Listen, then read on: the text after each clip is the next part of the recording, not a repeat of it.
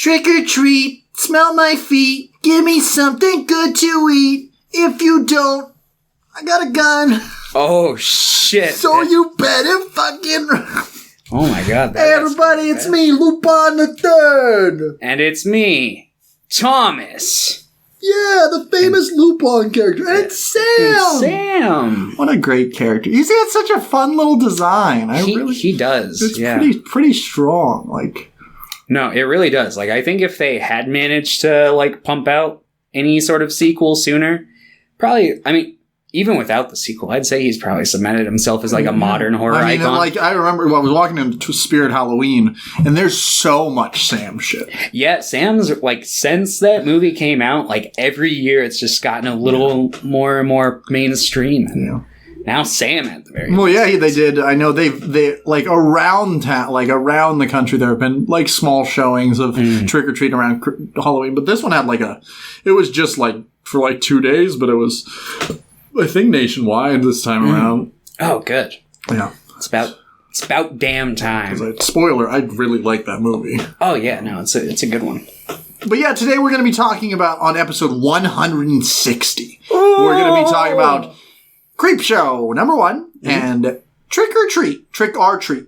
Trick or Treat. Not to be confused with the 80s horror movie Trick or Treat. Yeah, there are quite a few movies called just like Trick or Treat, or with that variation. Because there's like the heavy metal one that has like Gene Simmons in it, and then there's another one that's not horror related. It's like about like killer trick or treaters that I like remember seeing stuff. I never watched it, but I remember seeing like clips of it back in the day. But yeah, so there's probably quite a few movies out there by the name of Trick or Treat, but most people are probably thinking about this one. Maybe the 80s metal one, because like that's a pretty... it's not like the most popular subgenre of horror, but like hair metal horror was kind of a fad that existed, so people remember it. I've heard that one's fun. I want to watch it. Yeah, I've never watched that one. It reminds me, every time I think of it in the same vein as I do like Pumpkinhead. Like they feel like the same type of movie. Kind of. I definitely get a bit more Korn from the like hair metal movies. A certain level of tongue-in-cheekness that I don't think is present in that Pumpkinhead movie. But I do like... I remember liking the first Pumpkinhead movie. It's alright. But, yeah. I made a TikTok the other day, because I keep getting... So I'm on Movie Talk. I get a lot of movie TikToks. And I keep getting ones that are like, Terrifier 2 is the best. And I had to take a stand. I'm like, it's not good! I'm sorry! I want people to like things, but stop lying to people! Yeah. It's like... And then I'm like, and then I made a follow-up being like, here are like 5 movies that are also very fucked up, but they're good. And I think I was like, go watch Antichrist. Oh, geez. Go watch Martyrs. Yeah. Go watch, I said they should watch Opera, which is a Dario Argento movie. I still haven't seen that one. It's pretty fun. Yeah. I don't know how much crossover like something like Antichrist would have with the Terrifier audience. I don't think it's so much the fact that it's ultra violent that attracts them as much as it is like, I feel like there, especially in the last few years, there's been kind of a hunger for killer clown media. I mean, we lived through the great clown epidemic of 2016. It's all faked. Was it all faked? I'm sure most of them were faked. I'm sure there was probably like at least one out there that was like, fuck, there's a guy in... Holy fuck! We should bring that back. Yeah. So we should all be dressed as Lupin characters instead. There we go. It's like, just somewhere out there the real... Oh my god, your cat's going ham. Anyway, somewhere out there the real Zenigata would just be like, oh my god, what? There's too many Lupins. No! Lupin! So, let's start the Halloween trend. Next Halloween, everyone dresses Lupin and steal like a high profile item of some sort. So, preferably from a museum. like, no one knew who I was at work. No, I'm sure. There were, like, 3 of my coworkers did, and I think, like, 3 customers throughout the entire day, which was kind of fun, because they're like, people would ask me who I was, and I'm like, oh, okay. Mm-hmm. But then somebody would just be like, are you Lupin? And I'm like, I am! And it's so nice when you're, somebody nobody knows. Yeah, I mean, it's kind of hard to... I mean, if you know the character, no one else would wear those colors like that. Pierre said I looked like I was coming out of a corporate meeting for McDonald's. Kind of. I'm like, man, should have stuck with the green jacket. No, but I like the red jacket. I copied the look from the first movie, or Lupin the Third, the first. Yeah. Because I was gonna. Because part 2 also has a yellow or the red jacket, but I think it has like a blue tie and kind of like a light blue shirt. Yeah, it kind of, I think it changes here and there, but yeah, it's mostly like the blue shirt and the white tie, if I remember correctly. But yeah, I think my favorite Green Jacket era still. That's fair. I really like the green jacket. I honestly really like the blue jacket, too. Yeah, I honestly really like all of them. I think the only one I don't have, like, a super strong affinity for is the pink jacket, but I do like it in concept. It's just I haven't watched... Yeah, maybe if we watch part 3. Yeah, I watched The Legend of the Gold of Babylon, which I think is the only special or movie that does pink jackets. Yeah, because we watched the 3 different, like, jacket movies. Yes. That was fun. Yeah, it was. The Lupin era. Check it out. We got a shit ton of Lupin episodes. It's good stuff. Yeah, I know. Anyway. We went to, because Joe was, he dressed as Zenigata, and Pierre dressed as Jigen, Hinata dressed as Fujiko. We went to an escape room dressed as that. We did like a pirate-themed one. It was like, we're trying to find the lost gold. Oh, jeez. It was fun. It's really fun. I, like, had to... Yeah, I was... It was a struggle with the jacket on. But it was fun. I wasn't expecting them to have, like, sand inside the escape room, so I immediately got my pants dirty because I had to, like, crawl around. Yeah. But it was fun. It was worth it. Yeah, escape rooms are cool. I like doing them. Yeah, they're alright. Fuck you. But yeah, we watched those 2 movies. Have you done anything else this week? Yeah, I rewatched Christine this week because it had been... I hadn't watched it probably since I was like 9 or so it had been a while. Is it good? Yeah, it's good. John Carpenter. So. I was thinking about watching it this week. I didn't get a chance to, though. Yeah, I highly recommend it.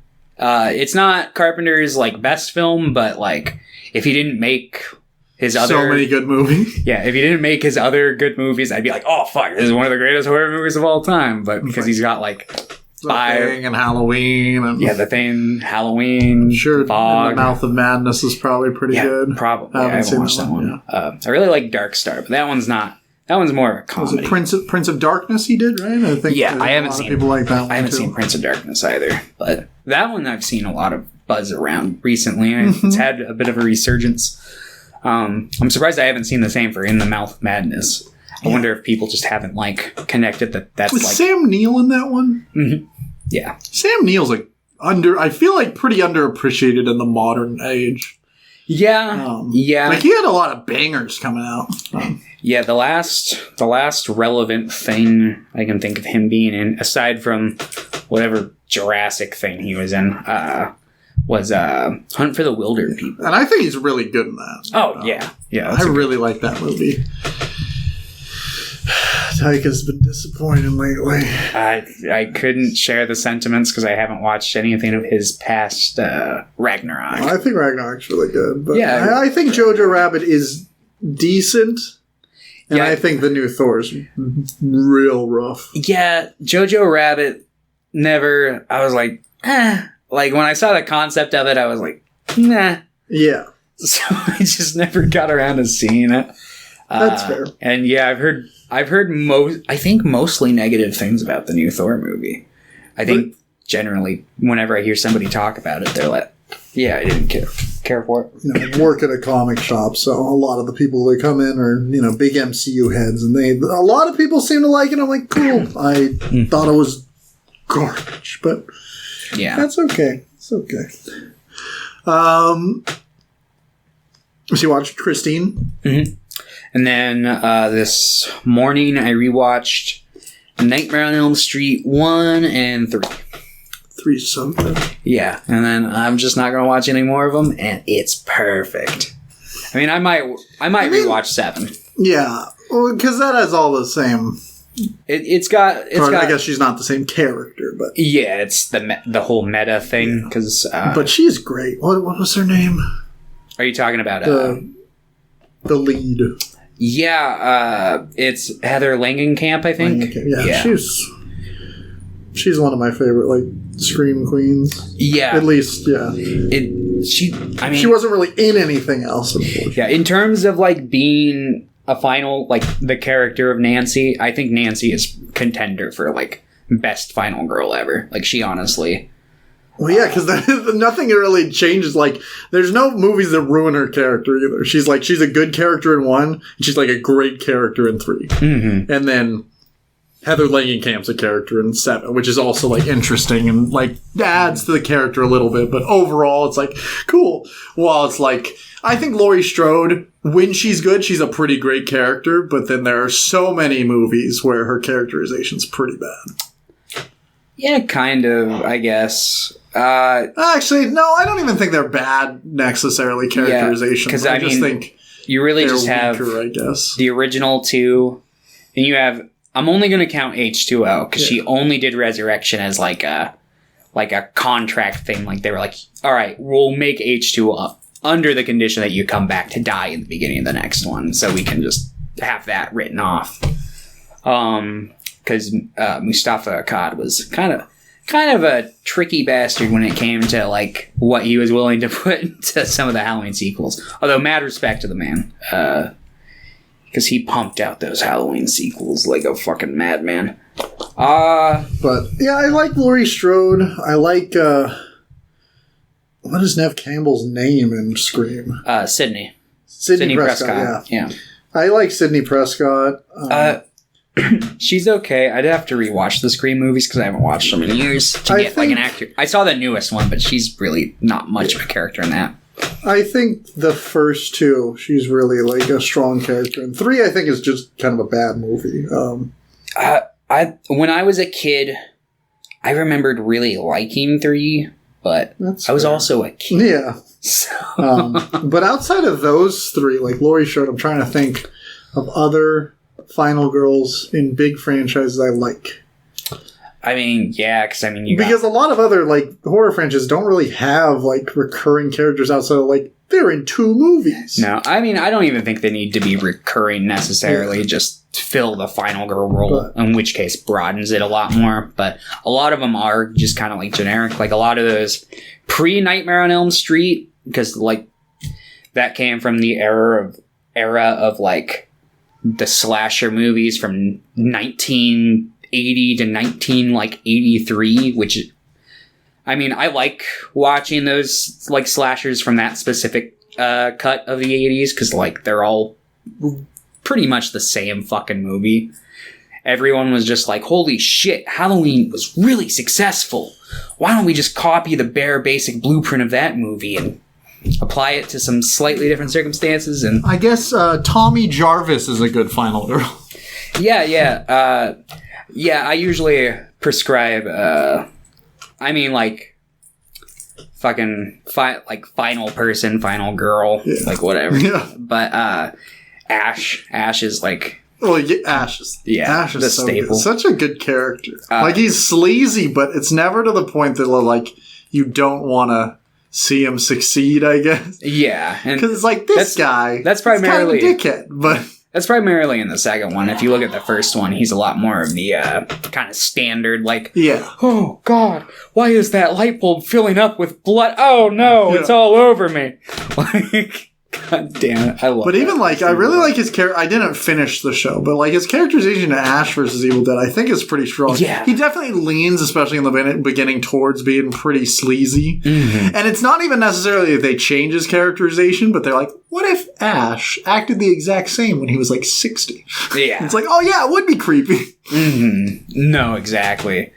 Yeah, I need to watch that third season eventually. Yeah, I don't even think... I think I might have only finished the first. I don't really... Because I watched it when it was coming out, so... That was a while ago now. Yeah. Was that like 2016? 2017? Oh, God, I don't even...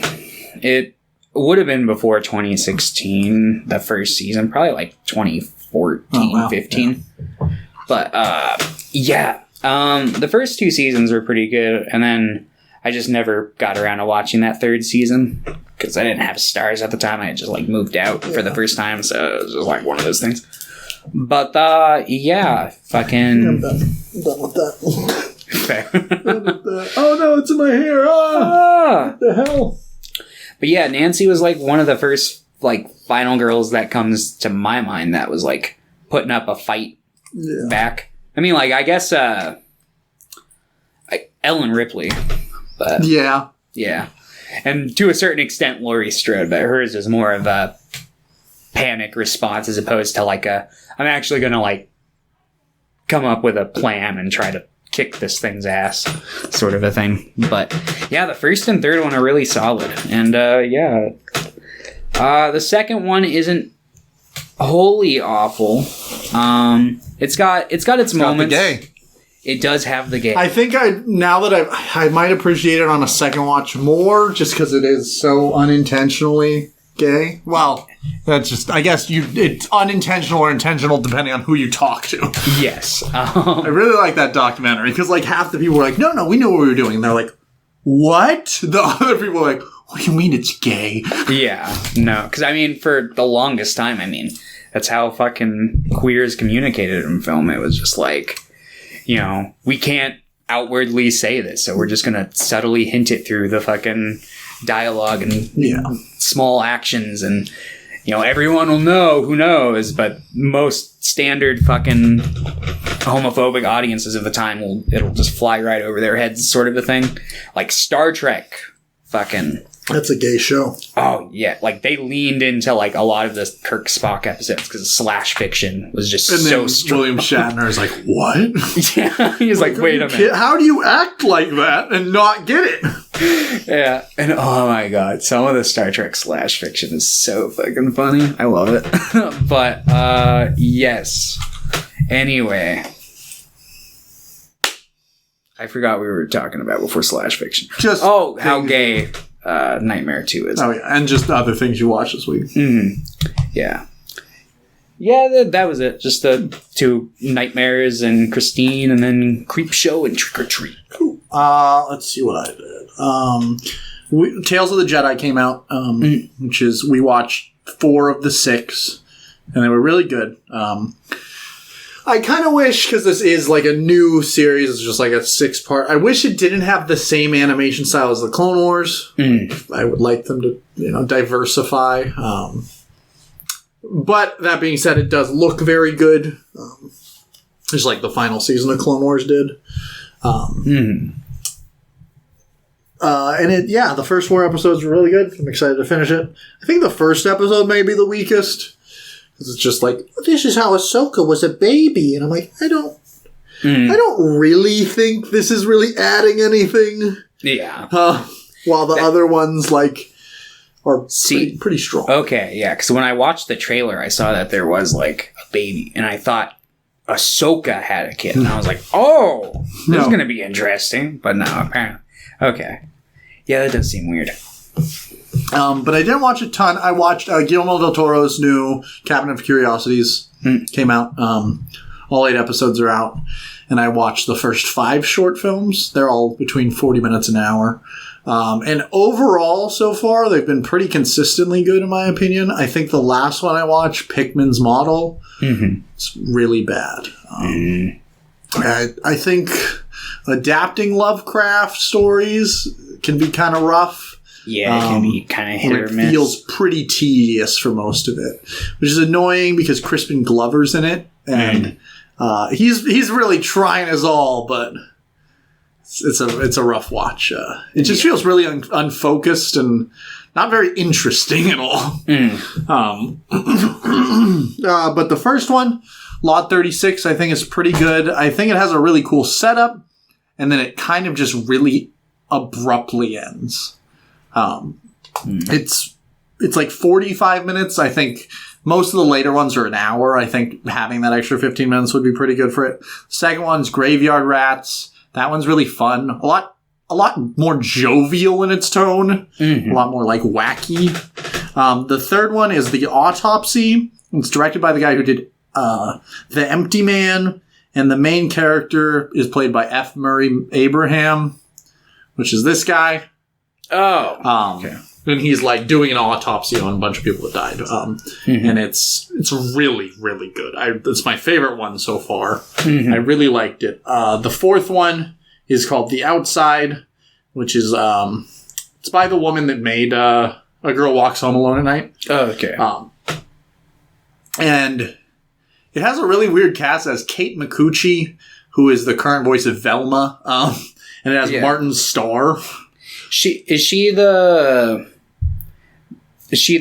Yeah, that's who I thought you were talking about. It's like I only knew one. And this guy. Celebrity. Oh, yeah, the Freaks and Geeks guy. Freaks and Geeks guy, and also the teacher from Spider-Man. Yeah. He's good. I like him. Yeah, they're pretty good together in this. It was good. I think that one was maybe a little too long. Maybe that could have been 45 minutes.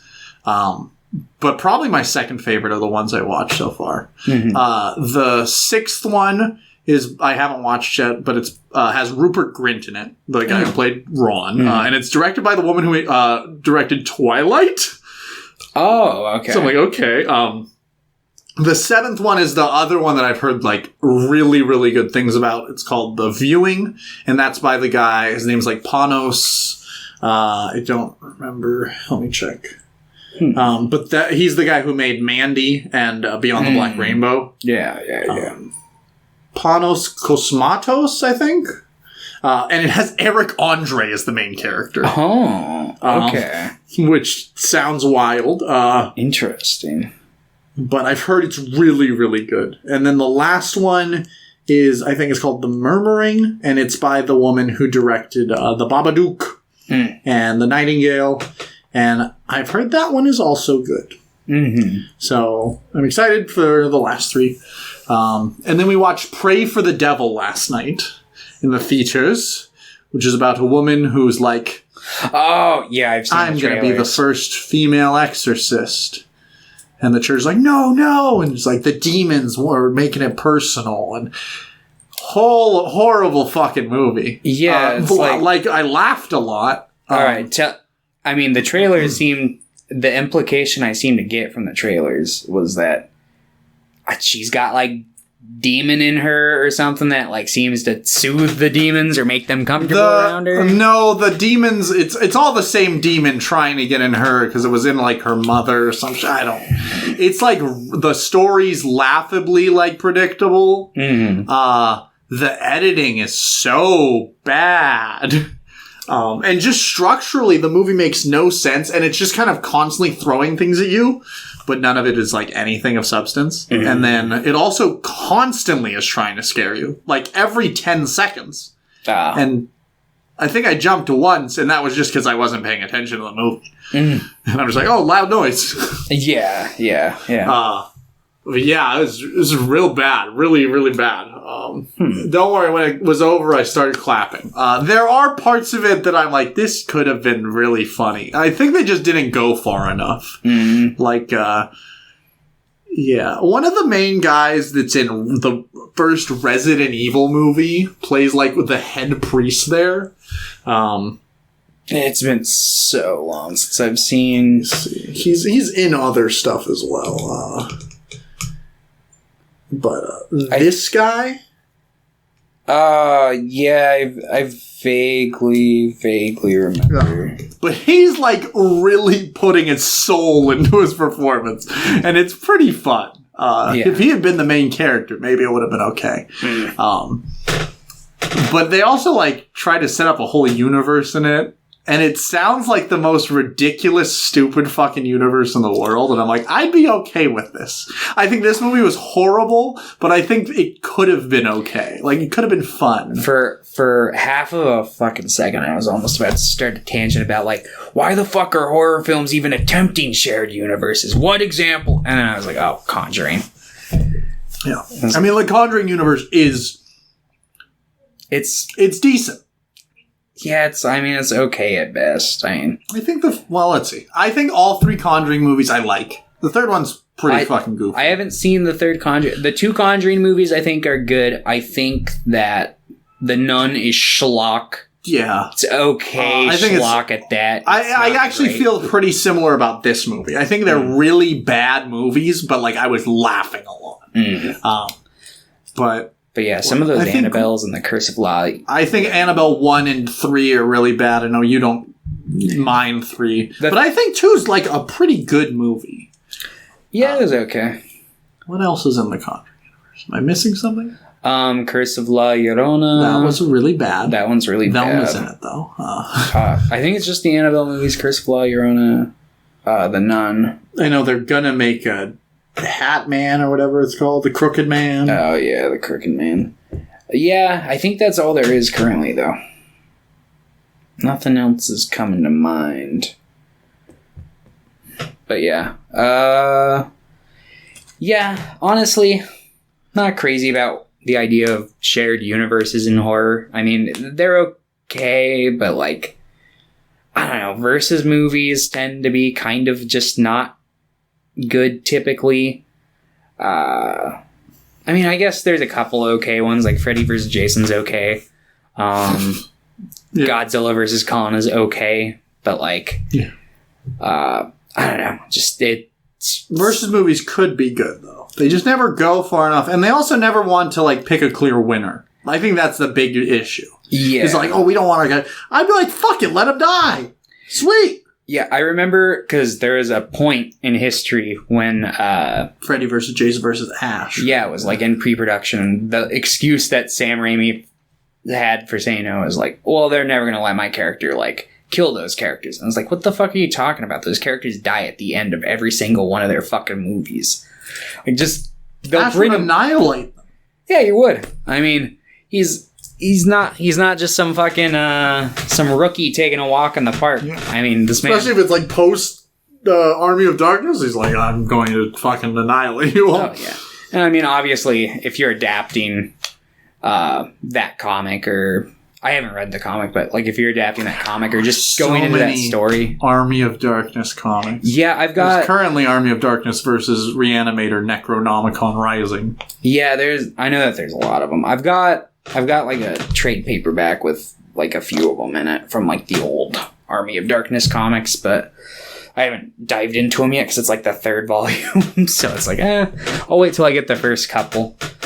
But yeah, it's like, if you're putting Evil Dead with Ash in it, it's gonna be comedic. So, like, I could maybe see there being like, oh, well, we don't want to shit too hard on Freddy or Jason, but it's like, you guys made fucking, like, so many movies each where you Jason shit X. On them for years. I think Jason X is good, but it's pretty fucking stupid. Like, I mean, yeah, that was the purpose, though. Yeah, like, I know a lot of people fucking hate the sequels that are like the Jason X and the Halloween Resurrection. Gourmet shit to me. I love that shit.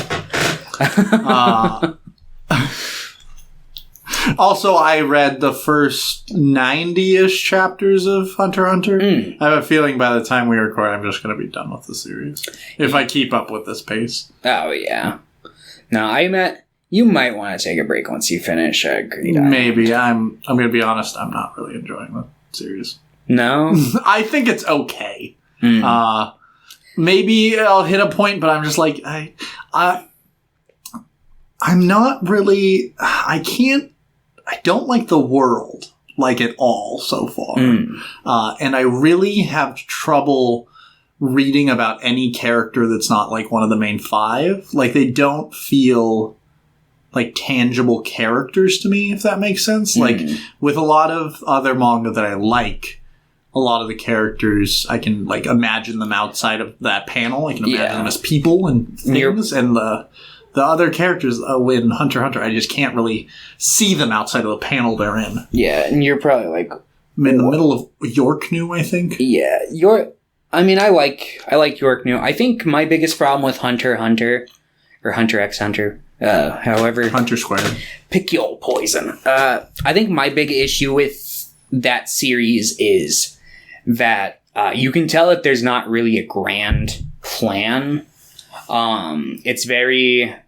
It feels like his writing style is very much like Toriyama, where it's like, I'm just kind of going arc by arc, playing it by ear, seeing how I feel at the moment, I'm fine with that, but I like, by themselves, I haven't really enjoyed any, like, specific arc. Like, I don't think it's necessarily a bad manga, I'm just like, it's fine.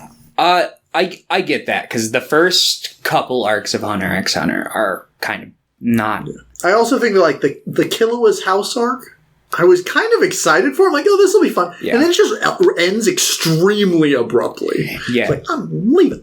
Yeah, that happens. Okay. I really like Togashi because I think when he reaches heights really well. I'm excited for... That's why I'm probably going to read Chimera Ant after Greed Island, because I'm like, oh, that's the good one. Everyone tells me that's the really good one. It's definitely polarizing. Not everyone likes the Chimera Ant. No, I guess everyone I've talked to likes the Chimera Ant. Yeah, because obviously it's where the series doubles its length and it dives deep into like the darker tone compared to the rest of the series.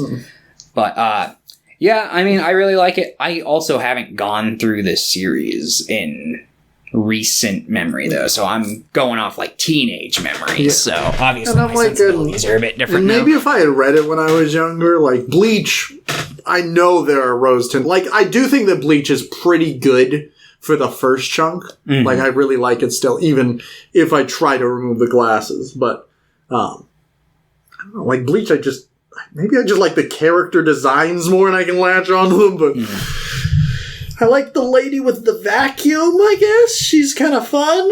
I think I just like the vacuum. Yeah. But, yeah.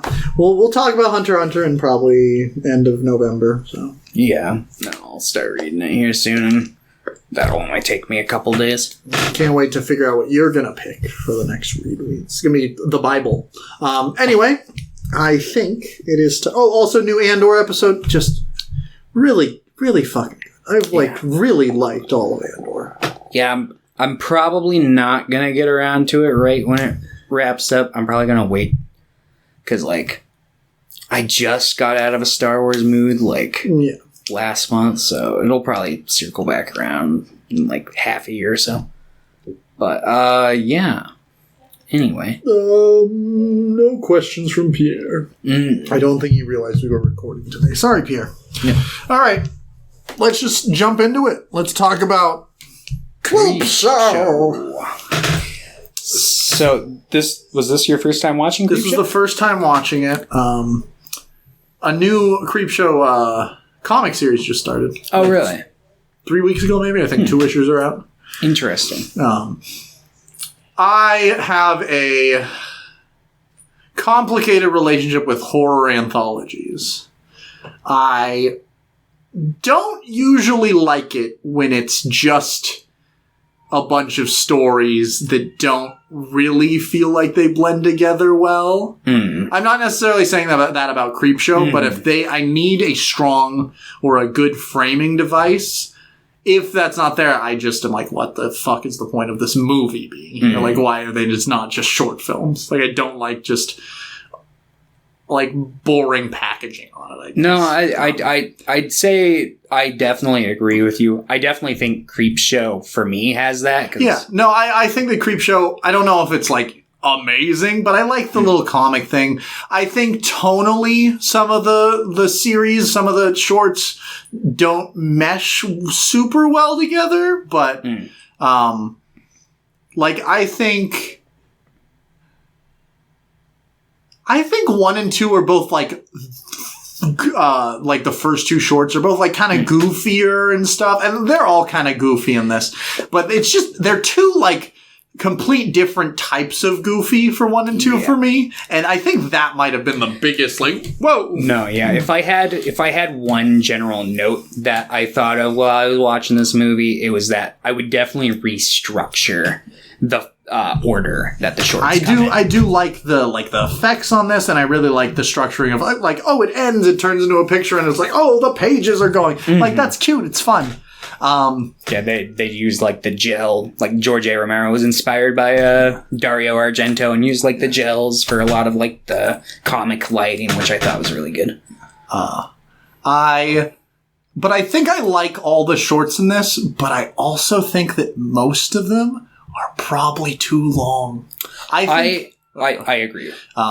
Like, this movie's 2 hours. It could have been 90. It could have been, like, easily 90. I think the biggest example, which is unfortunate because it might be my favorite just because of how, like, weird it is I really like Tide, the beach one. But I think it's so long for what it is. It feels the longest I think it is, and it's just like, what the fuck are we doing here? It's like... Yeah, that's definitely the one I would trim down to. The longest one is the Crate, but I feel like a lot of what the Crate has to offer does do something in service of, like, the story it's trying to tell, so... I think they might spend, like, for being, like, shorts, I think they might spend too much time, like, setting up this guy's, like... disdain for his wife, I guess. Yeah, I think they do it a couple of times. I'm like, maybe you only need to really show this once and then have him talk about it. Yeah, I'd probably agree with that, and I also don't think we necessarily needed 2 bodies before you went to the friend. Yeah. I think you probably could have gotten away with it just being the janitor. Yeah, like, I don't think you needed to run into the student. Yeah, I definitely feel like the repetition on that doesn't really help anything. And it also makes it, I feel like, a little more unbelievable for the friend to I'm like, if it was one guy, I'd be like, okay, let's investigate. If it was 2 guys, like, no, he'd just call someone. I'm gonna be honest, that guy is a dickhead. Which one? The guy with the wife he hates. Oh, well, I'm like, just divorce your wife. No, I mean, but then she would have gotten all the money. That's your fault, bro. Yeah. No, that's the thing. So Creepshow is heavily... I mean, it's a love letter to, like, the old fucking pre-code comics, like the EC, Tales from the Crypt, Vault of Horror shit.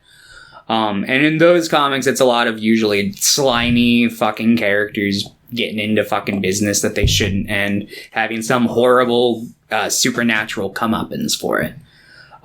Which is pretty much the ongoing theme in all of these shorts. You've got the fucking woman who murdered her father on Father's Day, and he comes back and gets want his my cake. Yeah. Best one. Favorite one. I don't know if I would have started with that one. I feel like that's a good ending. No, I also think that, because that cake ending is just, like, so good, and compared to, like, ending, it's the cockroach one. I think might be the weakest one for me. I think, like, the visuals of it, like, bursting out of him is, like, fun, but... Yeah. I probably would have put the Tide one first, trimmed it up, put that one first. That's fair. Stephen King's... Yeah, I think. Also, when I watched the second one, I'm like, that guy looks a lot like Stephen King. And I'm like, wait a minute, that is Stephen King. And the kid is Joe Hill, who is Stephen King's kid. So the guy who wrote Black Phone and Plunge. Yeah. I've almost picked, Nosferatu. like, we have a box set of, like, a bunch of his comics, and I'm like, oh, I've almost picked that for Read Weens a couple of times. Yeah, I don't know if I'd be super into that because I want to read their books first. But you don't want to read their comics? Were they written as comics first? Like, there are a couple that he wrote as comics. Okay, then I'd be fine with it. I thought you were saying, like, comic adaptions of his books, in which case I was like, No, I usually would prefer to read the book first. I'm fine with reading comic adaptations of things, but I like to know where it begins, usually. Okay, then I'd be fine with that. But yeah, so, Tom Atkins, he's great. He's just great in everything, though. Ted Danson and, he's hot. It's Ted Danson and... I was like, is that fucking Ted Danson? Because, it's 40 years ago, so he's like a 35-year-old Leslie Nielsen. Yeah, it's Ted Danson and, Oh, I can't think of her name, but she plays Fran in Dawn of the Dead. She's in like... Oh, okay. Yeah, it's really hard to tell because she's wearing like a black wig, or her hair was black at that point. Yeah. You see her like getting tied to her face. Then she's in zombie. Once her hair's all down, it's like, I can't. Yeah, this is like one of like, I think like 3 film credits she has. She didn't act much. I think she directs though. So, yeah, I'm blanking on her name. I just had it. Anyway. Yeah. Because she's in... Galen Ross. Galen Ross, because she's in Madman, which I have the Blu-ray for, but I haven't seen yet. It's like one of those early 80s slashers that I was describing earlier in the episode. I like how stout this fellow looks in this poster. Yeah. And then Dawn of the Dead, and then I think Creepshow. She might be in maybe a thing or two else. I don't think so. Yeah, no, the only things I also see is like, oh, the making of Dawn of the Dead. Oh, yeah. But yeah. So going through each thing real quick, the birthday one, I also think this... Father's Day, yeah. And he's like, it's about a woman who kills her father because he's like overbearing. He's like, yeah, I want my cake. Yeah, you're supposed to take care of me. I want my cake. Yeah, he like killed her fiance. Like he had hired somebody to like shoot him and make it look like a hunting accident. So just one Father's Day, he just is a bit too crabby, and she takes an ashtray and bashes his head, and that ashtray pops up, and I think it might pop up in all of them. I only noticed it in like 3 of them though. And I know it pops up in the show a couple times. It's weird also because like Creepshow in general, like a lot of these characters didn't necessarily do anything wrong. No. Like, especially like, it's like, you killed your abusive father, and then your whole family got killed because of it. Like, it's a lot, I guess, meaner to its protagonist than, like, Tales from the Crypt is a lot of, like, this is your fault. Mm-hmm. Well, this one is, like, I guess you could say that it was Stephen King's fault, but it's just, like, he touched something. Yeah, I think... I don't think it's necessarily a bad thing, but it's definitely something I noticed in comparison. Yeah, like, they're definitely, like, slimy characters, but they haven't... A lot of the family necessarily hasn't done anything warrant of death. It's just, like, bougie, white, like, except upper for class family. The husband or whatever. He's, like, trailer trash. He's just, like, a commoner. Yeah, married into the family. I like the part where, like, they're just dancing. Yeah, I'm like, now this is a good movie. And the mom, like, singles him out. She's like, hey, you, turn off the radio. And he does it. And this is, like, girlfriend, fiance, whatever she is. She's like, what the fuck? Because she's like, But, yeah, so I like the little bits of characterization like that. But yeah, they're all kind of assholes. Like, it takes literally like minutes of, please go check for the brother to finally be like, all right, fine. Because he's like, no, it's your husband. So scared. He's like, fine. Yeah. And then they both go and fucking are mortified when they enter the kitchen and see that the zombie man... Yeah. And the woman's, she's a cake. And he's like, I got my cake. And the movie and it ends. Yeah, he basically just rises out of the grave and just kind of kills them all very quickly. Yeah. I think it, like, for how fast everything ends, I think the setup takes quite a bit for this one. Yeah, I actually do like the setup for this one. No, I do too. I'm like, maybe give a little length, because is this the shortest one? No. The shortest one would either be the meteor one or the cockroach one. I think the cockroach one is the shortest one. But those two are pretty short. This is like the third shortest. But yeah, I like this one a lot. Yeah, I do too. I think this is probably my second favorite one. But it's good. This one's a good one. I really like the zombie design. Yeah, so do I. It's fun. They use like this nice, like, whatever vocal effect they use throughout the movie whenever like somebody's transformed or zombified, like, it just feels like they layer it like 4 times. Yeah, very gurgly and echoey.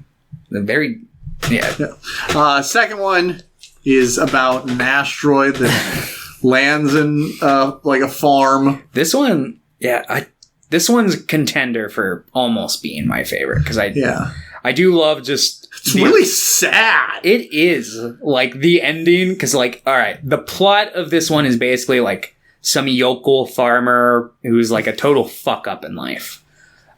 He's just like a meteor crashes into his backyard and he just touches it. He makes one mistake and then because he needs money. He's like literally like I need money. Yeah, he's in debt. So he's planning on there's like selling it to the there's so many like imagination things in this. It's like Peter Griffin. Constant. Yeah.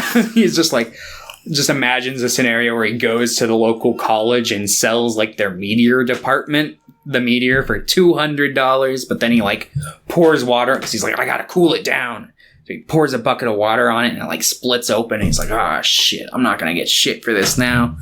You get like 3 of the college guy sequences, which is kind of interesting because this is like the second shortest one, and I don't think it overdoes it either, which is kind of... It's like, seems like a lot as you're doing it, but when it ends, you're like, okay. Yeah. I'm okay with that. And then he gets basically, after he touches the meteor, just moss starts growing all over him and everything he's touched. Yeah. And it's spreading from the crash site, so it's like spreading all over the farm. And yeah, basically he's just like kind of in denial about he's like, I don't want to go to the doctor. They're going to cut off my hand. Yeah. And then by the end of it, he like fills up the bathtub with water because he's like, oh. And his dad like shows up in the mirror and is like, you're committing suicide if you do that. And he's like, well, I'm already fucking dead. Like, so he just succumbs and dives into the tub and then it spreads because the moisture is what makes it spread apparently. And then, he wakes up the next morning and prays to God that he doesn't fuck up just this once as he blows his brains out, which is very depressing. Yeah. And then you hear the radio that it's good. It's like, don't worry. The next 30 days, all rain. Yeah. Like, holy fuck. It's like the ending to, like, Return of the Living Dead. It's like, hey, we just nuked this fucking town, but hey, don't worry, looks like there's some rain clouds coming in. And it's like, oh, no, the rain clouds carry the zombie dust that's going to turn everyone into reanimate the dead. That's a good movie. Yeah, Return of the Living Dead. I want to so fucking good. Yeah, the first 2, maybe 3. I never got through the entirety of the third one because I tried multiple times. He doesn't do that one? I think he might have. But yeah, that one's like really totally different from the first 2. The first 2 are pretty close. Yeah, I haven't seen the second one yet. Yeah, it's good. It's a lot goofier than the first one is. It's kind of doing like the Gremlins 2 thing, but it's not quite as drastic as the first movie's also pretty goofy. Yeah. So it's like... The cadavers move! It worked in the movie. Like, oh god, Return of the Living Dead's so good. I might have to rewatch that one too.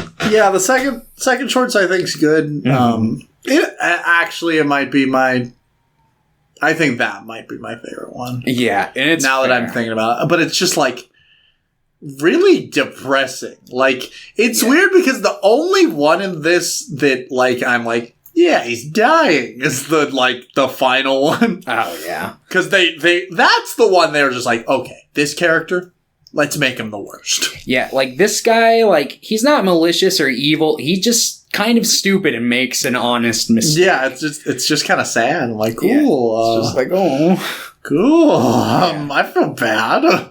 Yeah, but 90% of this one isn't depressing. It's only like the last like he's just like walking around. He's like, oh, there's so much stuff on me. Before that, it's legit like a fucking Family Guy skit, a really good Family Guy skit, but peak Family Guy. It's like Family Guy Treehouse of Horror. Was in Family Guy.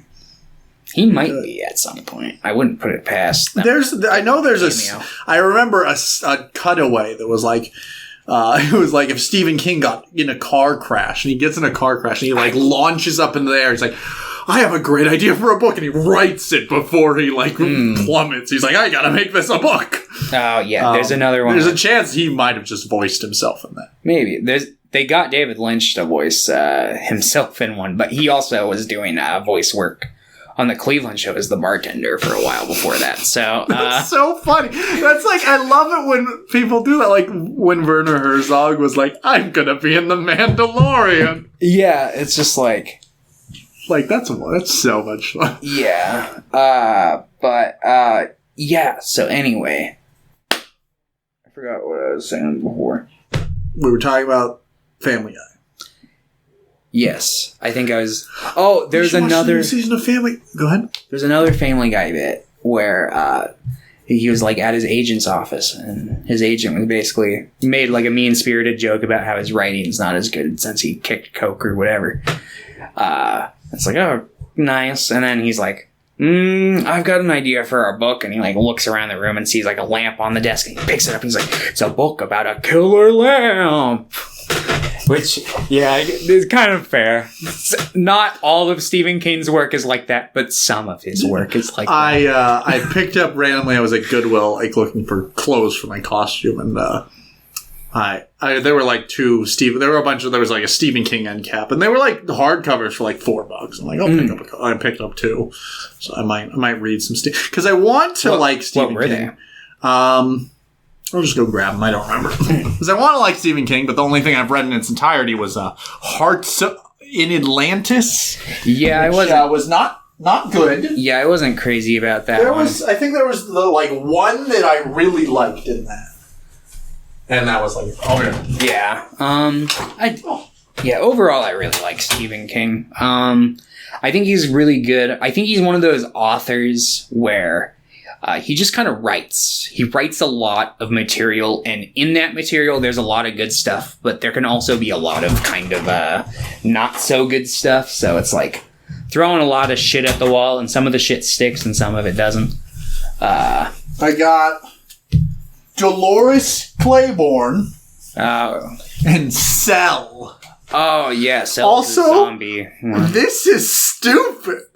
Oh. He just has pictures of himself, like a photo shoot on the back of each hardcover. Well, yeah. It's pretty fun. He was, he like, transcended. I mean, like... I unfortunately don't like dust covers on my hardcovers, so I'll be sticking with this. But they'll be in a box. Yeah. Yeah, I'm the same way when I'm actively reading them. I'll, like, take the dust covers off, but I'll put them back on when I put them on the shelf. I really like the look of these. That's like, fair. I guess I can't really see what it's, but that's what Goodreads for. I also, I ditched the dust covers or the slip covers for like most of my DVDs and Blu-rays too, though. So can relate to a certain extent. Kathy Heisey once owned this. Let's see if anyone owned this one. Why the fuck would you write your name in a book? I did that when I was like in elementary school. Yeah, me too, but I'm like, why did I do it? Well, I did it just in case, I lost it and a teacher or not a terrible person picked it up and might be like, I can go return this to this person. But in the adult world, if I leave my book at the park or something, no one's going to be like, I better go look in the phone book to find... Oh my god. Better find them on Facebook. Just don't. I'll just... Like, if I found, like, a wallet, I'd probably do that. Yes. If I found a book, I don't even know if that's still their book. Like, I'm like, it might just have gone to Goodwill and someone else bought it. Yeah, exactly. Anyway, let's talk about Tide. Leslie Nielsen. Yeah, what a weird role for him to be in. He's pretty good in this. Yeah, no, he's good. This is, I think, a decent chunk after he had already swapped to comedy. Because he used to be like a real kind of straight man actor, and then Airplane and The Naked Gun. Yeah, I don't think I've seen anything where he's a straight man. Like, he's always gay. No. Yeah, this one's kind of teetering the line. It's mostly kind of his comedic shtick, but it's done in a kind of a sinister tone. Yes. So, like, it works for me, I think. Mm-hmm. Yeah, he plays, like, a self-described insane man. I don't know if I would call him insane. I would just call him a terrible person. Yes. I don't even remember. Did like Ted Danson's character do anything wrong? So the whole reason why he's doing this is because like the Ted Danson had like formed a relationship with his wife and they were gonna leave. But he caught them before that happened, and he basically just did. So no, he didn't do anything wrong. I mean, not murder, not worthy of this. Maybe just be better to your wife. Yes, indeed. Definitely so. But he did not. He doubled down and became even worse because he put her in the low tide. Yeah. He just puts them into sand and watches them drown, pretty much. Mm-hmm. Yeah, he hooks up like cameras and he privately owns a beach. Or like a beachfront property. Yeah, he's extremely rich. Goddamn. I'm like, no, you could just buy a new wife. A friend. Like, if you have enough money, like, what? Just let this woman go. Yeah. But no, he's like, no, I'm insane, particularly when it comes to my property. And it's like, women aren't your property, brother. Yeah, so he drowns them in the low tide. And then they come back as zombies. Yeah, basically Ted Danson's character, like, in his final moments is like, oh, I'm gonna come back. I'm gonna get you. And his, like, pure rage just allows him to become a zombie. A zombie. A sea zombie. A sea zombie. And yes. I really I think this has the, like, best, like, final words in this. And where Leslie Nielsen's, like, buried and he's like, I can hold my breath for a very long time. And then he just goes, like, yeah, the first wave hits his face. He's like, oh! And then it, like, freeze frames on it. Yeah. I really like the idea of this one. Mm-hmm. I think it's pretty fucking stupid, but pretty fun. I think the video equipment section of it probably goes a smidge too far. And he's also like, I feel like a lot of time spent on him, like, looking at it. Like, oh, I'm watching. I'm like, we know you're watching. And then he doesn't watch it. The whole thing was he, like, wasn't watching. He went to bed or something. I'm like, what was the point then? Why didn't you just, He recorded it on VHS tape and added it to his collection. Yeah, but why? Like, what? It just adds a lot of length, and I don't really think, doesn't he? He's like Hogan from Hogan's Heroes. I can't remember. Bob Hope. Oh, yeah. I can't remember the name of the Paul Schrader movie, but the one that we watched. Autofocus. That's good movie. It is a good movie. But yeah, so fucking yeah. I'm gonna slowly be taking off all my clothes in this episode. But yeah, that is that's pretty much that one. Yeah, it's like pretty simple. Yeah, I think most of these are pretty simple, but I really like this one. Probably, I guess this is my second favorite. So yeah, I really like this one. Definitely could have been trimmed down, though. Yeah. It goes on a little too long. I don't think, because it's like he goes away, like he leaves Ted Danson, and then he comes back, and like I think you probably could have made that one thing. But yeah, pretty good. I like this one quite a bit. And yeah, I'm trying to think. It's the crate after this, the crate, yeah. Which pretty long, but yeah, it's pretty long. It's pretty good. Yeah, pretty much my only major criticism of this one is what I mentioned earlier, where it's like I wouldn't have had that second kill in there. I really like the design of this creature. It looks very stupid. Yeah, but it's fun and kind of horrifying too. Like it's got kind of everything. And I love the mystique behind this one because it's like they went on an Arctic expedition and it's alive still after 140 years. Yeah, so it's from like 1832 or something like that. Like it's hella old. It's just been chilling under the stairs and like locked away in this little cellar thing. And the janitor drops a quarter down there and he's like, oh shit.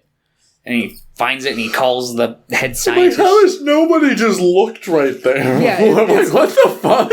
Yeah, that part of it is like why didn't he like find like a hollow wall? I would have had them like find like a hollow, I guess, like area or something. Yeah. Because this, I'm just like, it's right there. This is gonna drive me fucking nuts.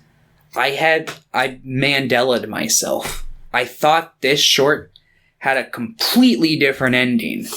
But now, I don't know what I'm thinking of.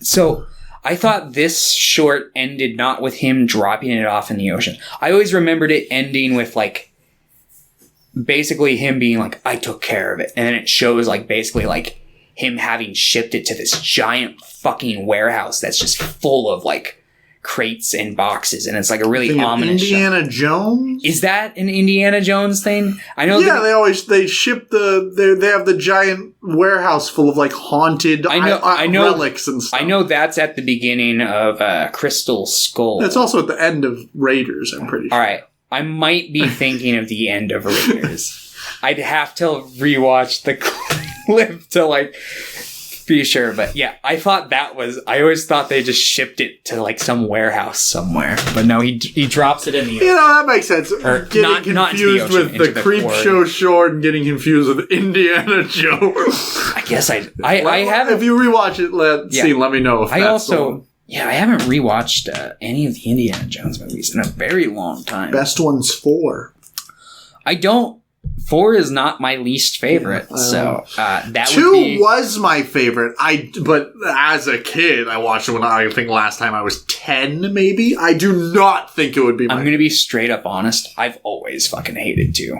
That's fair. I mean, I like Short Round. I think there's some writing around him that's pretty rough. I'm not going to say 2 is like devoid of any enjoyment, but I remember as a kid, I always got the order of the movies mixed up because I watched them out of order. So like, whenever I'd be like, before I could operate the VCR, I'd always be like, oh, I want to watch Indiana Jones. And he'd be like, which one? And I'd always want to watch The Last Crusade.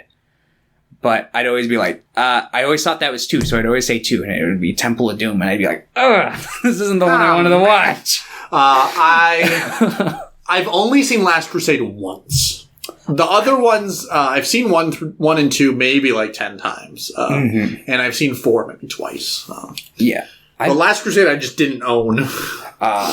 Yeah, no, I owned all of them growing up. We had them all on VHS, and then... So I guess Last Crusade might be my least favorite, just because I have, like, the least good memories with it. But if I rewatch them, I don't... I feel like Raiders would probably be my favorite. Yeah, I think Raiders, honestly... Raiders is good. Yeah. It's a good fucking movie. Like, I think that I rewatched... one of me and Hinatea's first dates, I rewatched that. Yeah. So I also have really good memories about that movie because of that. That's fair. But that was 7 years ago now. Yeah, but Raiders is just also just a fucking stellar fucking flick. But yeah, anyway, Creepshow. Yeah. Creepshow. The crate goes to the Indiana Jones place.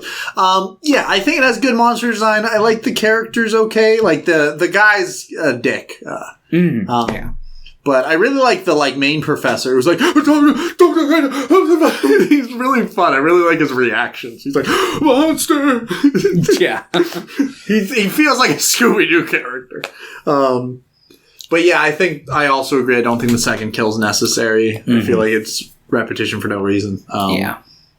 But overall, I think it's good. And I really like the kills and the way it's shot and the fun, effects. Oh, yeah. For the kills, so. Oh, yeah. But yeah, it's a monkey. Yeah, it's a primordial monkey. Yes. Ageless. Doesn't need to eat. Speaking of animals that don't seem to die, cockroaches. So yeah. Final skit is with a man who is very evil and very racist. Yes. And then cockroaches eat him from the inside.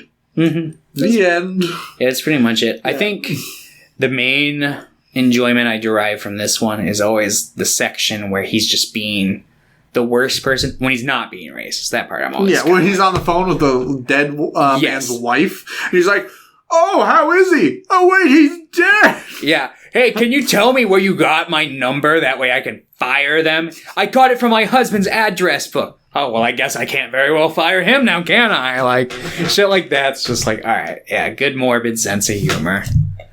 I mean, yes, he's an asshole, and if this were a real person, to be like, oh, this is awful. But in the sense of a fucking horror movie. It's fun time. But yeah, he's basically just old, rich germaphobe in like a fucking sealed off, supposedly germ-proof apartment, and he's like going off. He's like calling people insects the whole time, and then the insects get him. Yes, the power goes out. Cockroaches are coming from his bed and his walls and his cereal. Yeah, like literally everywhere. And then they just storm him, and he can squash one or two. And then he has like a heart attack and dies. Yeah, something like that. I like to think that they drowned him. But there was a scary story I read as a kid about a kid who owned an ant farm. And I think he like killed the ants or something one day. And then he woke up that night and he was like, he felt like something was wrong and he turned on the lights and he was covered in like thousands of ants. And he went to scream and they all just went down his throat and like into his eye sockets and like up his nose and they like ate his brain. And it lived with me for years. And I'm like, that's incredibly stupid. Yeah, I mean... Yeah, but it scared the fuck out of me. It's a pretty interesting concept. They do the same general principle in Crystal Skull. Back to Indiana Jones. It's that scene where that guy falls into the fire ant the hole, and then they just crawl into his face and he dies. They want to do that. I remember when I was a kid, I was like, "Can you die from that? Is that a real thing?" But you can survive a nuke if you're in a fridge. That. Personally, never bothered me. Like, well, yeah, I feel like Indiana Jones is always... I'm like, that's the one with the aliens. I don't give a shit about the fucking fridge. It was literally fun. It was 2 goofy. movies ago, he rode a fucking raft out of an airport. Yeah, I'm just like, chill the fuck out. Yeah. I can honestly, I think maybe the fridge is more believable. Yeah, but honestly, maybe. Like, fuck, I don't... Who cares? Yeah. They're fucking B movies. Yeah, I'm like, I've never... The first one has people's faces melted from a fucking box. Yeah. Well, that's biblical. Yeah. You could say that the fridge was biblical. Yes. It was the... That was the ark. The Holy Ghost was watching over Indy. But yes. Yeah, I think it's weird because Creepshow, the only thing I can really say about the tone is I kind of wish either all the characters were unlikable or like deserving or none of them were. But I think that having like some, like the final guy, I think really doesn't fit in well with some of the other ones. Because like, that woman in 4 didn't really deserve to die. The wife. Oh. She was a bitch, but... Well, yeah. I'm like, oh. Like Ted Danson's character. Like, a lot of these characters don't necessarily, like, deserve to die. While the 5th one is just... really comes out of left field. Because it's just like, yeah, I'm fine with that guy dying. Yeah. I mean, honestly, that's not a big problem for me. Because it's a horror movie. And there are always... I mean, a big aspect of horror is, like... just innocent people. Well, that's what I'm saying. I would prefer if they were all, like, more innocent. Like, I feel like the 5th one, I'm really like, what? Why? Why is this? Yeah, honestly, I don't mind the mix. I think it's a pretty decent balance of the two throughout the movie. So I think maybe if we restructured the order, I would have felt differently. But yeah. I think the order definitely needs some restructuring. That's my only major critique. I would maybe restructure it to be like, the longer it goes, the less they deserve to die. Like, I think starting with the cockroach one might work. Or Tide. I think Tide and then cockroach might work. Yeah, I think starting with Tide would be your best bet. I think cockroach is too... honestly, like, if I... back... when this movie came on, like cable or something, if I started it and it started with a cockroach one, I'd probably get bored or turn it off or something. But like, if you start with the Ted Danson one, yeah, that one's kind of a slow burn, but it might hook somebody long enough where it's like, oh, like, holy shit, that guy's hot. But yeah, and I'm of course referring to Leslie Nielsen. I mean, everyone in that segment was fucking banging. So, yeah, I definitely restructure it. I guess we can talk a little bit about the framing device. Very simple. It's just Yeah, Joe Hill, little Stephen King Jr. I'm reading my comic book. Yeah, he's reading horror comics, and then his dad busts down the door. He's like, "No, son of mine's gonna be a fucking nerd."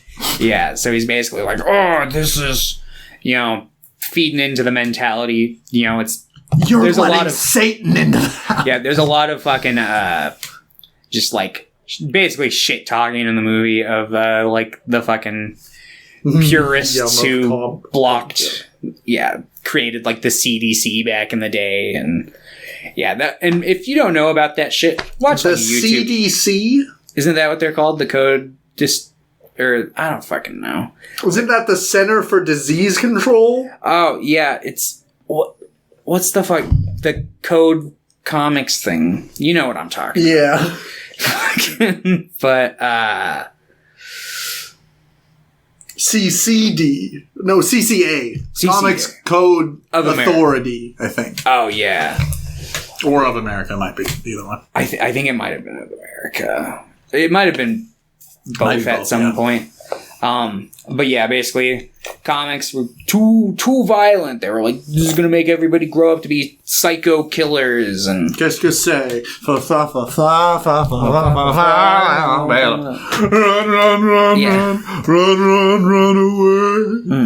You know, I think Leslie Nielsen's pretty good in Tide, but I think David Byrne would have been a good choice as well. He would have been. Because he's kind of like... I think it would have come off as more sinister if he played him. Because it would have been weirder. It would have been a stranger pick, I guess. David Burns definitely has some of that.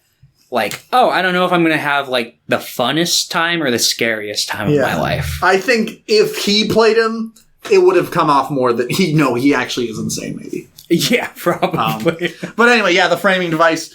So he throws out the comic, and throughout the night you just see different things in the comic. And then in the morning, the garbage truck drivers show up. I fucking...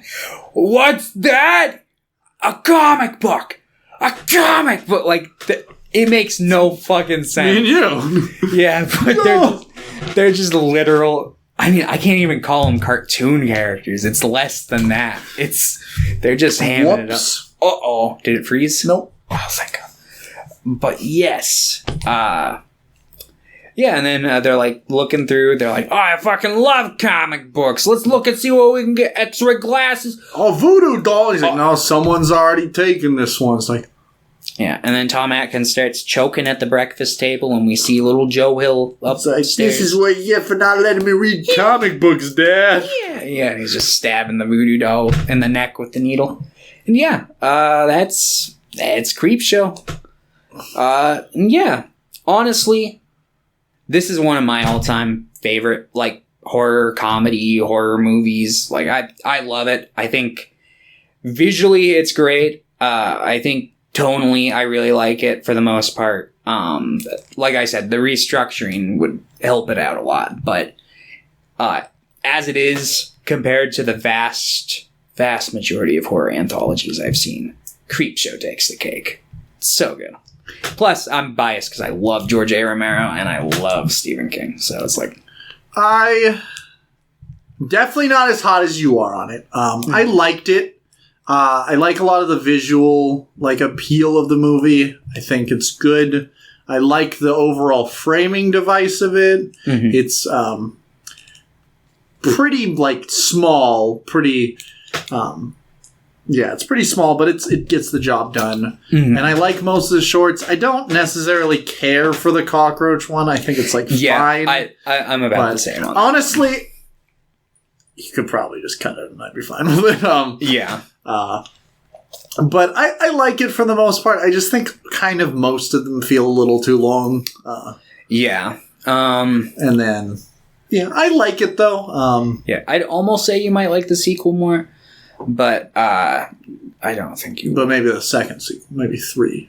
Have you watched 3? I've heard it's just fucking dog shit. Yeah, 3 is fucking... Like all of them are bad? Like terrible? Yes. It's like shot on those like weird digital cameras. Like George A. Romero sold some of his titles. I don't know if it was him personally or if it was just like the people who owned those movies sold them, but it's the same production company who made the Day of the Dead 2 Contagion, which is... I saw that was a thing, and I'm like, holy fuck, yeah. I should pick this. That's a direct sequel to the original, right? Well, it's not. I know it's like... No. I know it's not connected at all, yes. But it's supposed to be in title. Yeah. There are 5 Day of the Dead movies, I think? Or 4. So there's that one, there's the remake, there's Contagion. So, Day of the Dead 1985, Contagion, 2009 remake, which has fucking one of Nick Cannon. It has Nick Cannon in it. And I think is that Steve Miner that did that? He might have. Which is... then there's... It's like... Yeah, Steve Miner. Marketed as a sequel, but it's like a remake, and that's Day of the Dead Bloodline. And then they just did like a TV series for it or something. Good. So it's like... And honestly, because like... I haven't ever read it, but I know the original Day of the Dead script was deemed like an impossible film to make for the 80s, which is why the original Day of the Dead was like... so good. So, like, held back with its, like, budget and settings. But I still honestly, I think it may have turned out for the better, because it seems like a lot of what he wanted to do with it eventually went into Land of the Dead, which I also think is decent conceptually, but his execution on that one wasn't as strong as the first 3 for me. But I do like Land of the Dead, though. I do watch it about as regularly as I watch the trilogy. But yeah, there's a lot of Day of the Dead, but yeah, Creepshow 3 was done by the same people who made Contagion, and oh, wowza, it is bad. Like, have you seen Contagion? Or have you just seen Creepshow? So, I have seen half of Contagion like 3 times, because I have tried again and again, and by God, I just haven't been able to fucking do it yet. But one of these times, I eventually will. But you gotta watch something really bad first, and then watch that. Maybe. Honestly, like, it's even worse. I would probably watch most of Full Moon's roster ahead of watching Creepshow 3 or Day of the Dead 2. Because they're bad. They're I hate that I'm saying this, but like, Full Moon movies are comfy. It's like a comfy vibe. Full Moon at its the more worst, Full Moon I watch, the more I'm like, this is comfy, even when it sucks. I kind of have that feeling for like early to mid Full Moon, but once you reach the 2000 late 90s barrier, that becomes a lot less true to me. Yeah. I don't find a lot of those like. It's just when I switch to fucking digital, it looks so bad. Yeah, it really does. And I'm not even like, if you want to shoot on digital, that's fine, but just know how to shoot on digital. You get away with so much more when you're shooting on film. Yeah, you can do bare minimum shoots and it will just kind of look bland and boring on film if you do it right. But like, if you do minimal effort on digital, it's like, oh my God, this looks awful. But yeah. Yeah, Creepshow. You would give this a 6. I would. It's pretty close to a 7, but I think a 6 is pretty fair for me. I think you're going to give this one maybe a high 7 or a low 8. Yeah, I think it might be an 8 on my letterbox. I didn't relog it yet, but... yeah, I think I'd give it like a high 7, low 8. Probably a high 7. But yes. Now. Trick or treat! Ah! Yeah. Yeah, I think this movie rules. Yeah, Trick or Treat's great. I really like how well, like, it's an anthology horror movie, but it's also like, it's all like one night that like flows together, I think, really well.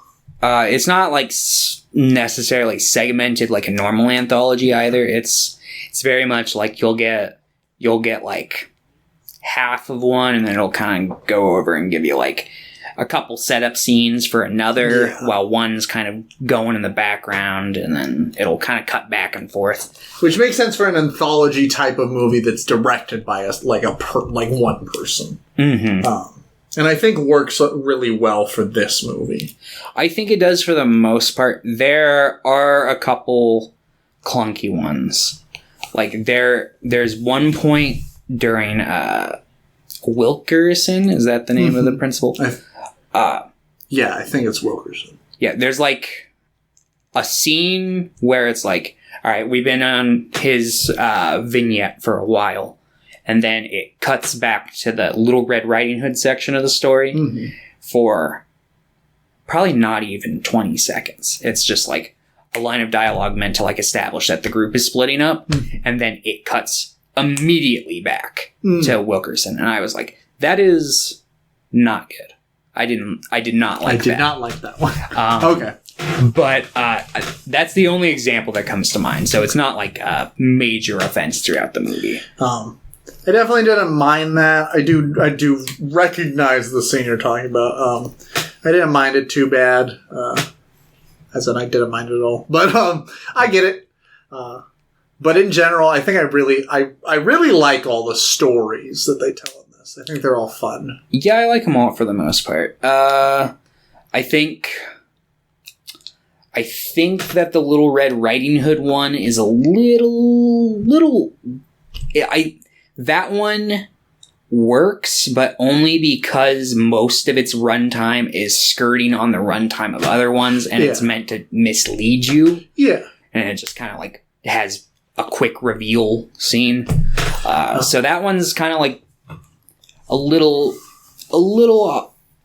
I don't know how. Like, I do like it, but I kind of wish that maybe there was just a tad more meat on it. Yeah, I guess that's fair. I don't mind it because I like that that's kind of the framing device of the movie. It cuts to that a lot to kind of introduce other things and lead you around.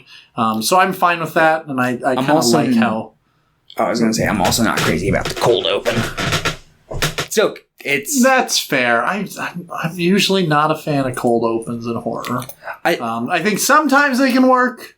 I know we talked about it like 2 weeks ago, and I know you still don't feel the same, but I've definitely come around on the Candyman cold open, which I know you're still not a fan of. Yeah. No, it's a case-by-case basis. I think depending on what the movie's tonally going for, cold opens can be very effective. And I'm not even saying that this movie, like... I feel like anthology horror is, like, great for cold opens, but... what's it called? Yeah, just, I don't know. Very basic. Just, like, a Karen being like, I want to take down the Halloween decorations. Go inside and wait for me and we'll have sex. And then he goes inside and then she just dies. You know, it's very just... Yeah, I think that might be the weakest part of the movie for me. Yeah. But even then, it's like a minute, so I don't... Or 2 minutes, 3 minutes. Yeah, so I don't really care. I also think this movie, pacing usually outside of that, I think is really good. Mm-hmm. And it's just so...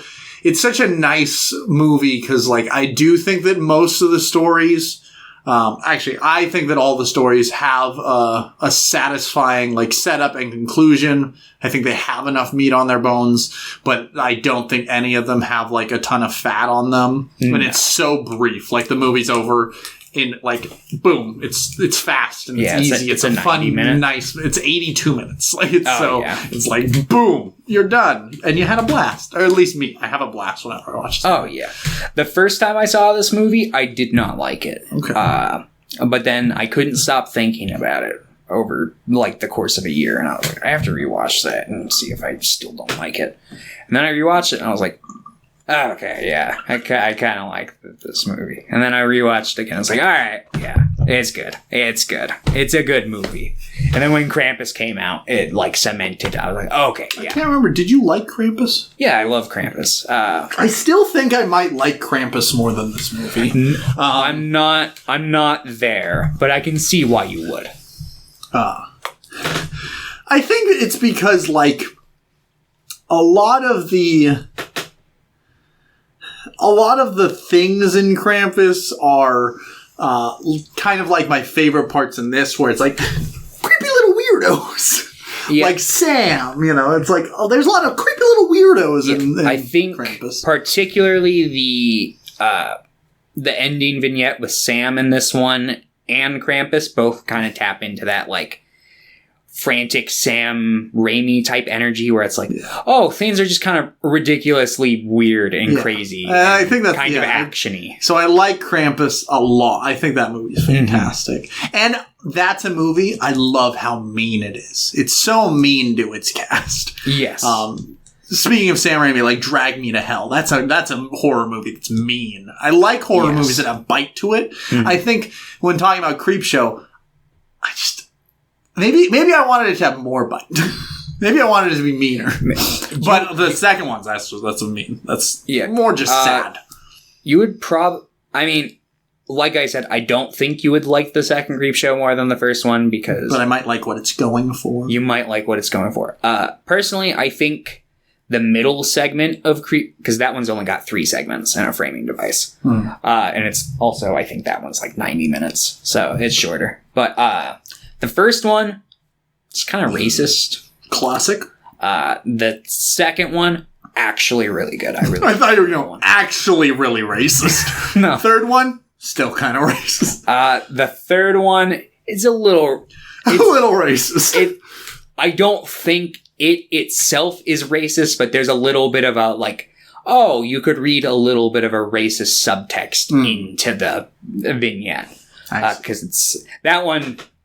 Spoiler alert, that one's just kind of the hitchhiker story, like woman hits hitchhiker and then is going down the road and sees the hitchhiker she hit over and over again. It's that's a classic story. I think that's a good like story. Yeah. And she's like, oh no. And so. But yeah, Trick or Treat.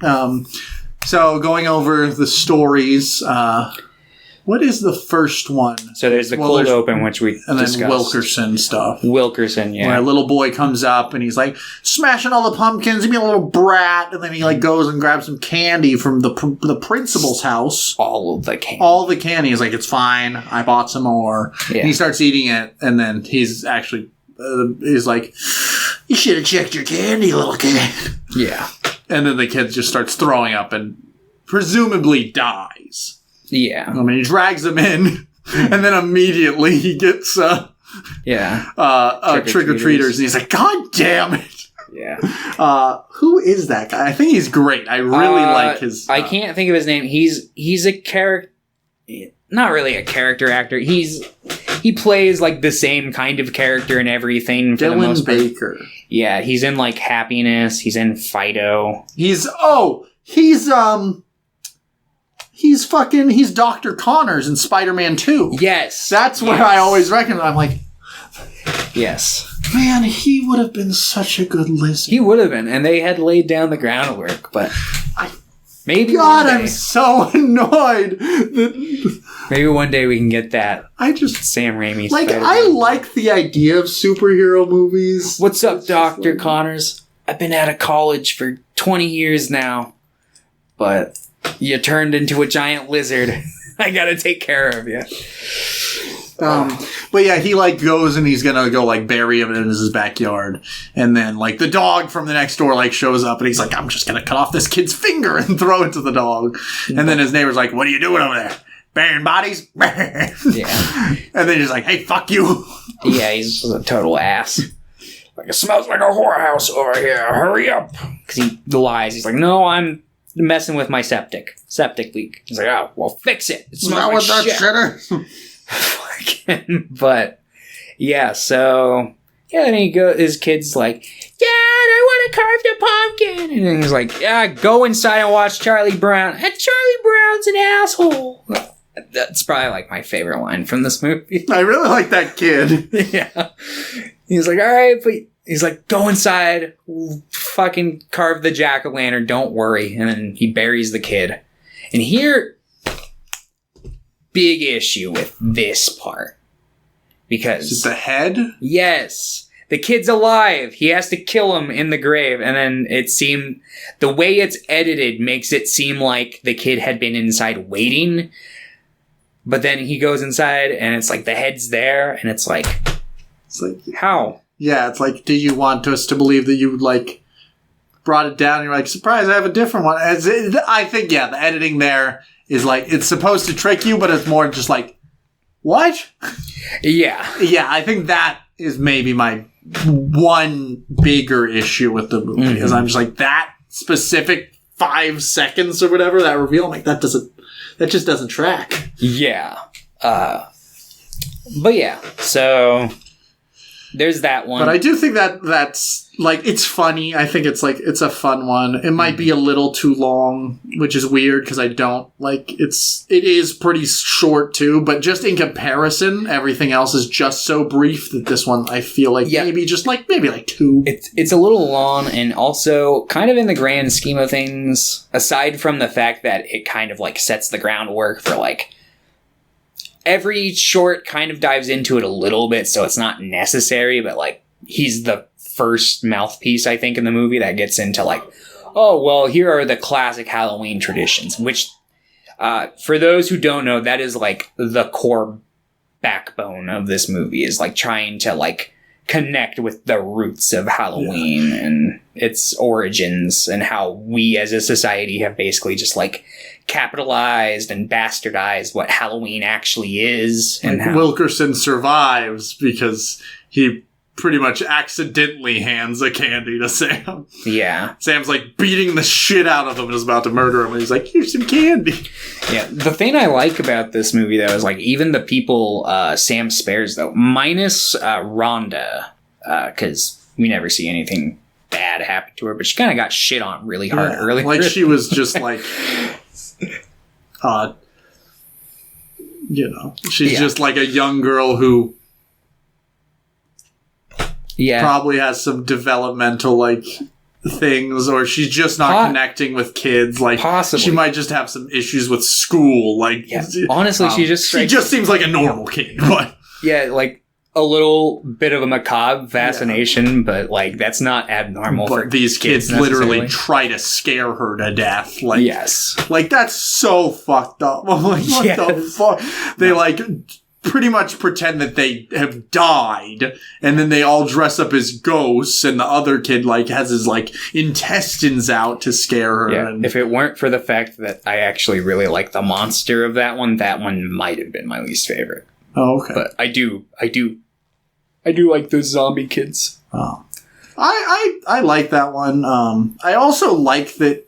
It's another thing. I like the meanness of this one, because like, especially because it's like, there's one kid who looks like he actually feels bad about doing it, like kind of the cooler kid, but then he dies still. Yeah. I'm like, this movie could have just been like, no, he was trying to be better. And I'm like, no, he did it in the first place. Fuck him. He's dead. Yeah. But I get it.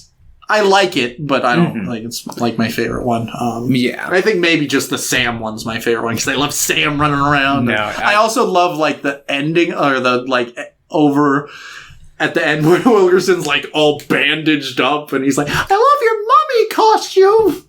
Or not Wilkerson. That's not Wilkerson. What's his name? Oh, I can't remember. Mr. Bus Driver. I think his Mr. Krieg. Krieg, yes. Oh, it's Brian Cox. That's right. It's Brian Cox that plays him. Oh my god! But he just has like disheveled hair. Mm-hmm. Yeah, fucking, what's it called? So, I guess we can, we talked about the kid one. I guess that would leave us, so there's some more with Wilkerson, the principal. After he carves his jack-o'-lantern, he's like, I'm going to a Halloween party parade thing. And he basically just, like, wears, like, a cloak and, like, a kind of phantom type mask, and has like fake vampire teeth in, and he's going around and actually like killing women by biting them on the neck, and just kind of leaving them in the crowd because everyone's just like, it's Halloween. She's a drug. Yeah. But then he ends up stalking Little Red Riding Hood and Rogue from X-Men. Yes, I guess we should explain her shit real quick. She's basically going out with a group of friends, and they make her get into the Red Riding Hood outfit, and they're like, "You're a virgin, ha ha ha!"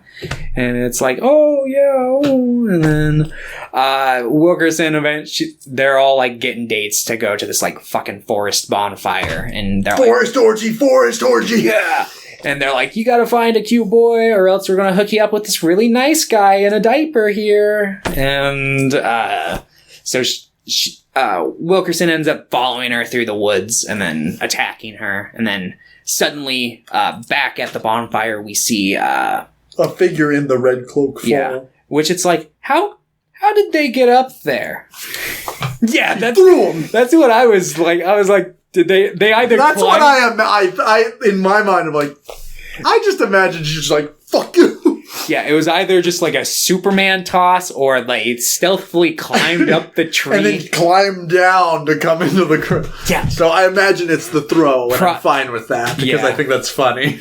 But, yeah, so they pull off the hood and it's Wilkerson, and they're like, "Oh, he's cute." Yeah, and then they all rip their skin off and are werewolves. I do really like the transformation to werewolves in this. I think most werewolf transformations in movies look bad. I think this one looks pretty good, but it looks like gross and grimy. Yeah, I think it looks good. It's a unique concept. I don't know if it's taken from any sort of like old... Where they like rip the skin off? Yeah, I'm not sure if that's like I think I've seen that in some other stuff, but I'm sure... I know Wolf Cop did that, but Wolf Cop came out way after. I forgot about Wolf Cop! Yeah. Oh my god!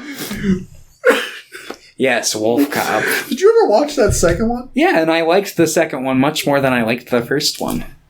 Another Wolf Cop actually delivered on the concept of Wolf Cop. Wolf Cop.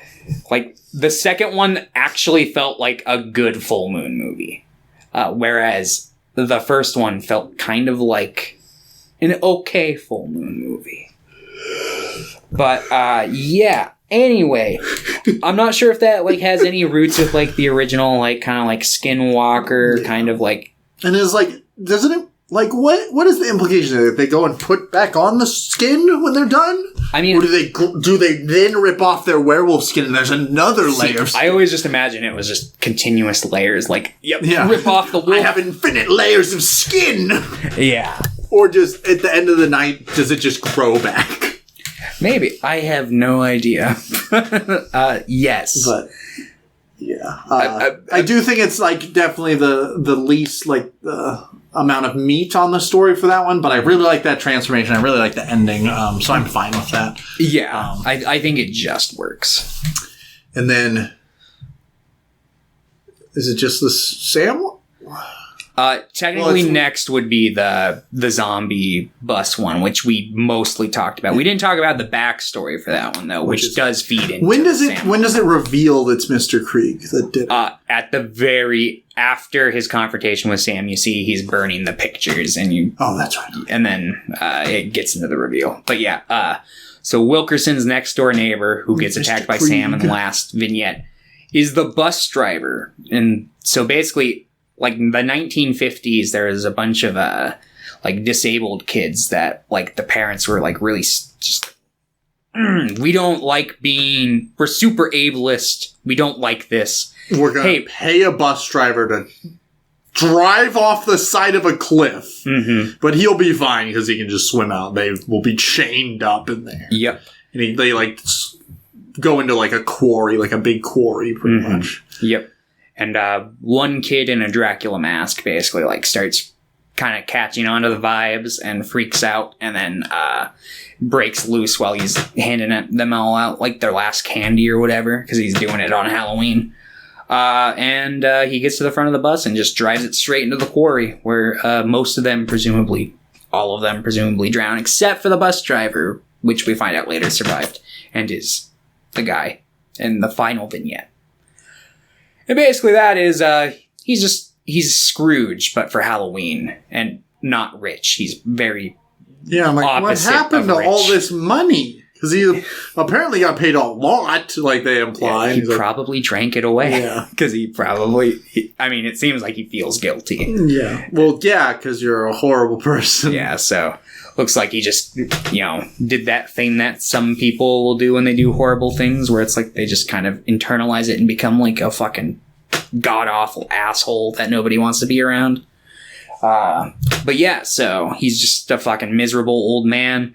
Doesn't fucking like trick-or-treaters. The part I really like is like there's a couple it cold opens with like trick-or-treaters knocking on his door, and then like the door just opens and you see like a pair of eyes, and it's right after the wolf short, so it's like segues right into this, and you hear like the growl, and they're like, oh no, and then it turns out it's just like a little like Pomeranian with a fucking like a little wolf thing on.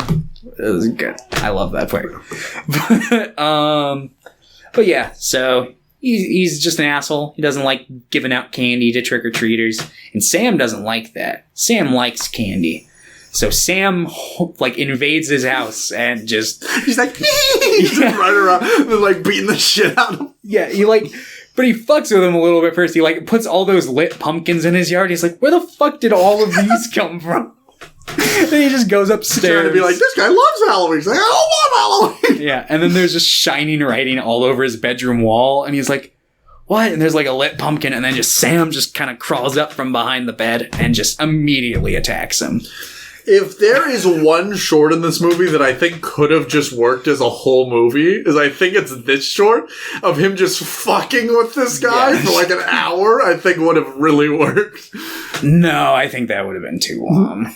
But maybe maybe not with this actor, but if you had like a Bruce Campbell or somebody who could carry a scene by themselves, like I think that, Brian Cox could do it. Maybe. I think you gotta kind of tweak the character a little, but yeah. I like the idea of like a Scrooge type character. It's like, God damn it, this guy. But it's like it really has to escalate. It starts with him just like trying to make people believe this guy loves Halloween. He's like putting the pumpkins out. He's like putting up signs like free candy. He's like, I hate Halloween. He's like tearing it down. Who's doing this? God damn it. It's like, God, Sam. And then by then it's like, you don't like Halloween. And then he just starts fighting him.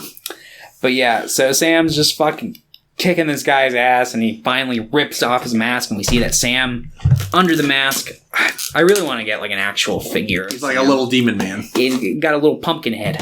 Yeah. So cute. Yeah, he's pretty cute underneath. But yeah, so he's like, oh fuck, what the fuck is this thing? So he shoots it with a shotgun a few times.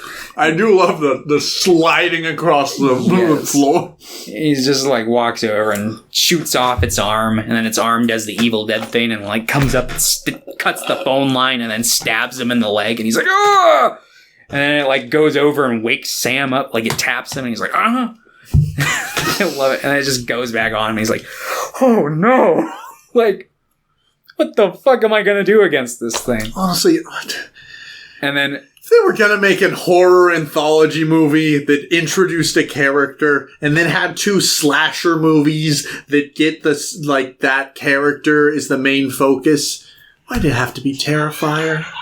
Right. I think Sam could, like, with different characters, I think could just carry a movie. Like, I think he's probably. You gotta kind of expand him a bit, but that's what Terrifier did. Tried badly. To, I guess. I guess two did. One didn't really do anything. No, one definitely didn't do anything. What if we do a bunch of violence against women? Whoa! Wow! And then the second one's like, what if I come up with... Do the same thing, but the lady has a sexy costume her dad designed. Yeah, I mean... That's weird. I will admit, I do like the idea of Valkyrie Final Girl. I think that is actually kind of cool. I do too. It's just kind of a weird setup for it. No, yeah. Then the line that will always... Your dad would have loved to see you in this. It's like... I'm sure he probably would have. I'm like, what state does this take place in? I really hope that if in a future sequel they do like flesh that out more, if they do show that dad, I hope he's just like Howard Thornton or whatever the fuck, the guy who plays Art the Clown. That way it just seems like it's some weird fucking perverted fantasy he came up with. Because, yeah, that's what it feels like at this fucking point. point in the franchise. But yeah, that's the final like sequence, I guess. Yeah, and then it kind of shows everyone Halloween winding down. He gives them the candy. Yeah, well, kind of. I love the part where he's just ominously walking at me, like pulls out a lollipop and just like chomps down on it and like leaves it sharp. Yeah, and then he's just fucking menacingly, and the guy's like fucking knocking over shit. He's like, oh god, no! And then just stabs him, but there's like a candy bar fell on his belly, so like he's just stabbed that. And he's like, oh. Yeah, that's all I wanted. Yeah, trick or treat. You gave me a treat. I'm leaving. Yeah, and it just leaves. Then he sends all the ghost kids there, too. He's like, you can get treats. Yeah, he kind of stands around and looks at him for a minute, but then that Karen from the cold open of the movie is like, I hate pumpkins. I'm going to put it out. Who am I going to piss off by doing this? I was like, you just... And then Sam is just like, oh, fuck. Oh, fuck, gotta go kill her. Yeah. So then he's just like, all right. I'm the guardian of Halloween. So yeah, fucking Mr. Krieg is just fucking then just impromptu fucking bandages himself up because his arm gets broken and he's got like the fucking like dentist thing where it's like the ribbon on his head. Like, why did he do this? I don't know. What? But, yeah, some kids show up and he like just reaches into his fucking... Yeah, like why don't you just have a bucket? Yeah, I mean, he probably didn't prepare for Halloween. I got him. Well, I'm like, why does he have candy? He's got bags of candy that he stole from scared trick-or-treaters. Oh, that's right. What's he doing? He's just keeping it all in his fucking... I think that's why I like Krampus so much, because it's just like that sequence for an hour and like 40 minutes. That's fair. But yeah, he gives some candy. It's the best sequence of Trick or Treat, just expanded upon in Christmas time with Krampus, who's great. Mm-hmm. But yeah, so he gives the trick-or-treaters some candy, and then he like kind of looks out on his front porch for a second, and we see all the characters. We see little Rhonda. She's like, la la la, I'm fine. All the other kids are fucking dead. I mean, she looks traumatized, but she's just kind of walking. She's like, la la la. Yeah, she's you see the werewolves driving by in a minivan. They're no longer in their werewolf form. Yeah, they put back on their skin, or they had another layer of skin. This honestly might be before they're werewolves, because the way that the layout of this movie works, because I don't know if we see Sam because in that sequence at all, but like when Krieg is initially getting attacked by Sam, we know that that's going on parallel with Wilkerson's trick-or-treater thing. So yeah, I think they might be on their way to wherever they're going. Yeah, probably to like that store. Whatever they... Maybe, but they're wearing their costumes in the car, so... Oh. Maybe they're going on their way to the parade or something. I don't know. So, they're something. It mostly lines up. You can maybe think of a hole if you really think about it, but it's, for the most part, it works. It's fine. Also, I don't really think that this... I don't really think that you need to believe that these events at the very end are necessarily happening all at the same time, too. Like, it's more just like, look at all the characters. Look at what we just went through. Mm-hmm. Yeah. And then, he's just like, all right, I'm going inside. And then the second he closes the door, it's like, opens it up, and then he just stops for a second. He's like, the zombie children are like, hey, Mr. Krieg, can we have some candy? Yeah, and then the Dracula kid's like, trick or treat. And then, then it cuts to just comic panels of him like, and then just blood. Honestly, I probably would have ended it with a one shot, like, but that's just me. Maybe some people would have thought that would have been I would have had it cut out to Sam just like walking down the road. Yeah.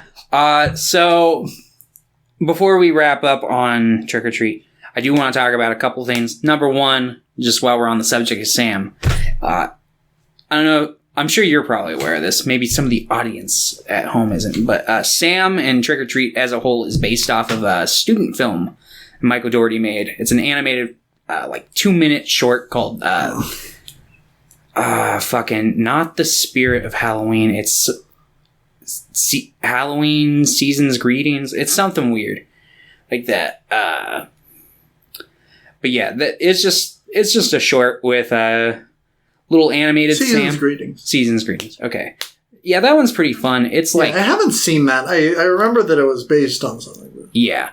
And then when I was a kid, anyone who had Xfinity, Comcast, the free movies section had FearNet. And on FearNet, they did...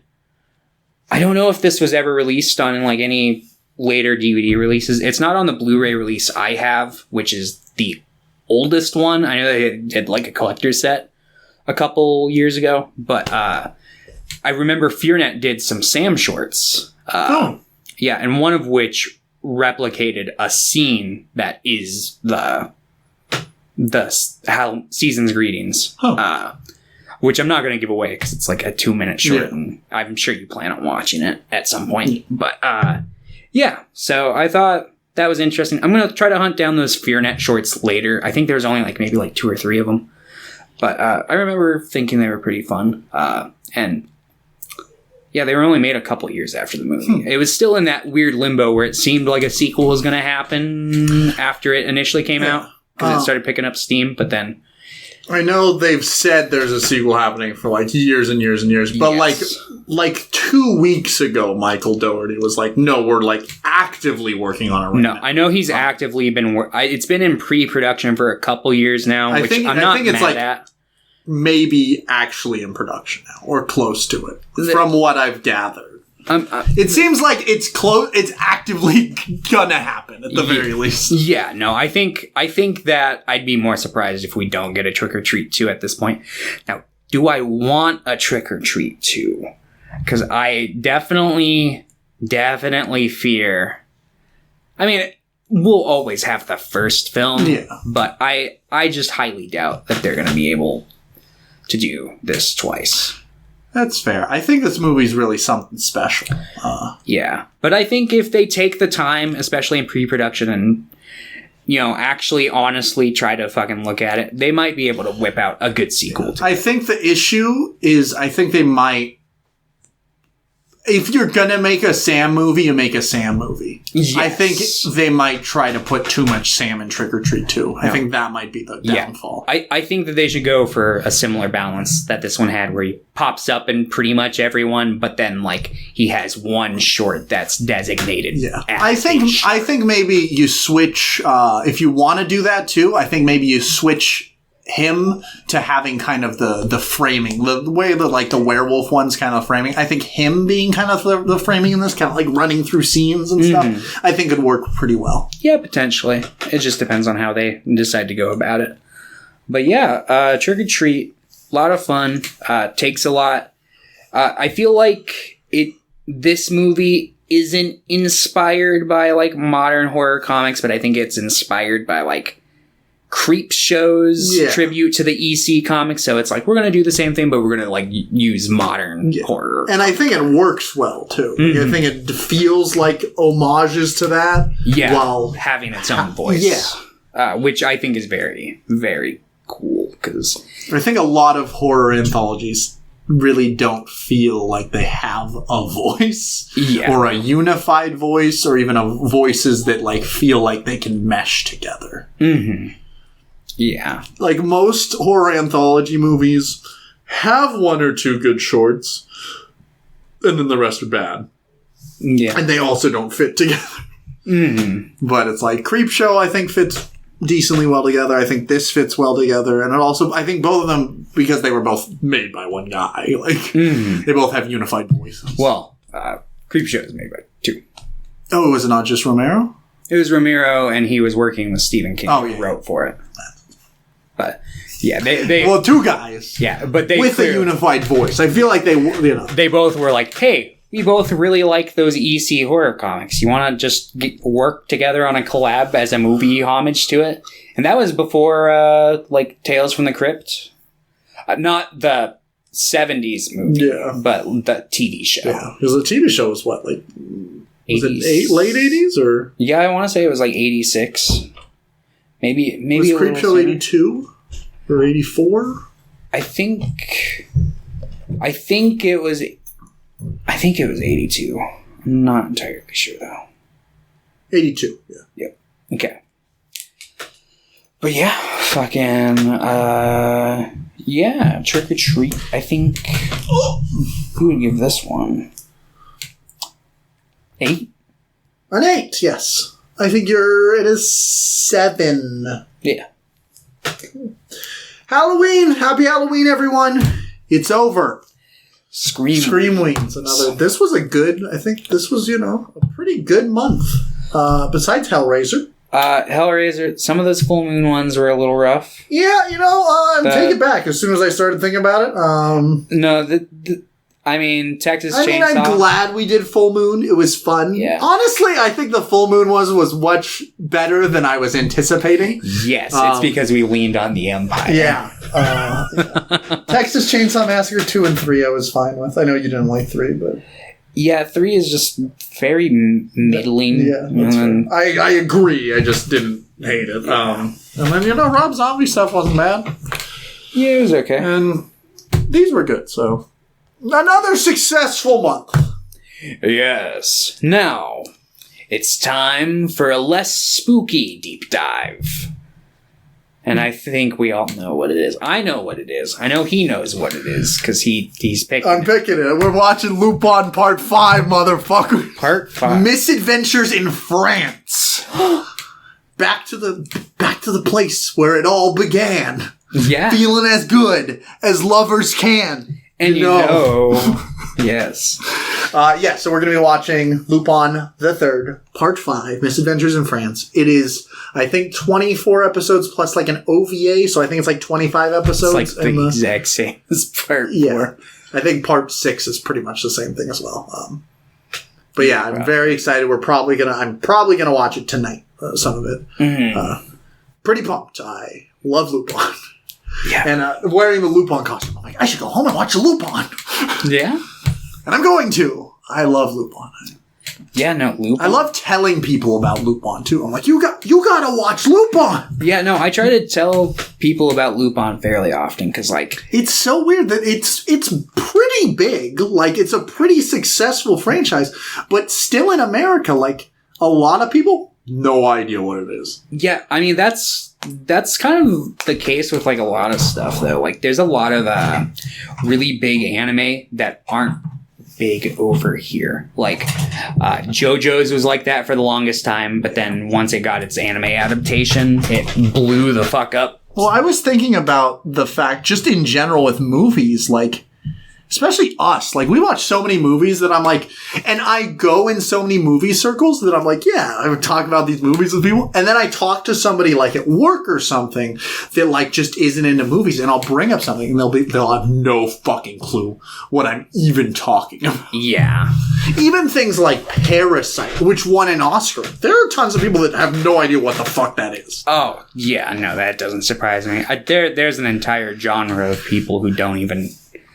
watch movies that aren't American, which... I know people that don't even watch movies. Like, yeah, I know. One of my coworkers, like, hasn't watched a movie in, like, months. And I'm like, that's so weird to me, which is fine. But I totally get that. 'Cause for the longest time, I was that way with video games. Yeah, I didn't grow up. And now I'm kind of that. Like, I don't play a lot of video games. Yeah, it's kind of switched. I also still don't play a lot of video games, but I have played games now, so there's a vast difference in who I was from pre-high school. Because, like, yeah, like, I didn't play video... Like, I had never completed any video games. I was just, like, very, very noob. And then in high school, I beat the first BioShock.